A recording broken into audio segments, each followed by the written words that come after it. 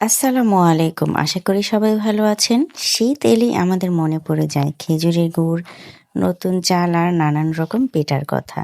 আর এইসব পিঠার রাজ্যে যেটা সবচেয়ে সহজ কিন্তু সবচেয়ে জনপ্রিয় সেটা হলো ভাপা পিঠা। আজকের ভিডিওতে আমি আপনাদের দেখাবো একদম ঘরোয়া স্টাইলে নরম তুলতুলে সুস্বাদু ভাপা পিঠা বানানোর সম্পূর্ণ রেসিপি। তাই ভিডিওটা শেষ পর্যন্ত দেখবেন। ভাপা পিঠা বানাতে খুব বেশি কিছু লাগে না। চলুন উপকরণগুলো দেখে নিই। 2 কাপ চালের গুঁড়ো, পরিমাণ মতো গরম পানি, আধা চা চামচ লবণ, 1 কাপ নারকেল কোড়ানো, পরিষ্কার সুতির কাপড়, ভাপ দেওয়ার জন্য হাঁড়ি ও ঢাকনা। সব উপকরণ খুবই সাধারণ, কিন্তু সাধারণভাবে বানালেই পিঠা হবে অসাধারণ। এবার আমরা চলে যাই চালের গুঁড়া প্রস্তুত করার জন্য। এখানে একটা গুরুত্বপূর্ণ বিষয় আছে। ভাপা পিঠা ভালো করতে হলে চালের গুঁড়োটা ঠিকভাবে তৈরি করা খুবই দরকার। একটি বড় বাটিতে চালের গুঁড়ো নিন, তার মধ্যে লবণ মিশিয়ে নিন। এরপর অল্প অল্প করে গরম পানি দিতে থাকুন এবং হাত দিয়ে মেখে নিন। খেয়াল রাখবেন গুঁড়োটা যেন ভিজে দলা না হয়, আবার খুব শুকনোও না থাকে।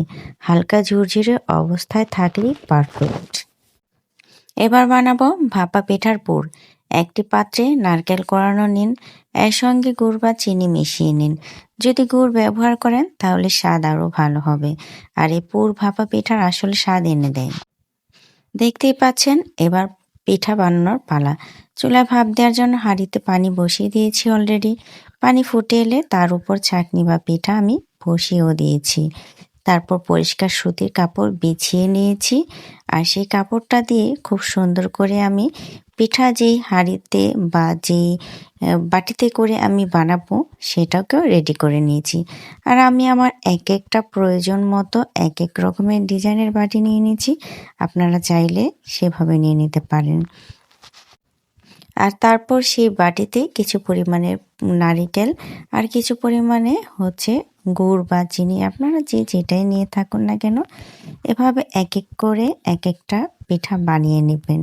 তো আপনারা নিশ্চয়ই দেখতেই পাচ্ছিলেন আমি একটা ঝিনুক পিঠা আর একটা গোল শেপের পিঠা আর একটা ডিজাইনার পিঠা, 3টা বাটির শেপ দিয়ে আমি 3টা রকমের পিঠা বানিয়ে নিয়েছি।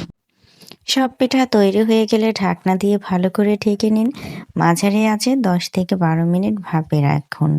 ঢাকনা খুললেই দেখবেন চালের গুঁড়ো স্বচ্ছ হয়ে গেছে আর ভাপা পিঠা হয়ে গেছে একদম নরম। ভাপা পিঠা গরম গরম খেতে সবচেয়ে বেশি ভালো লাগে।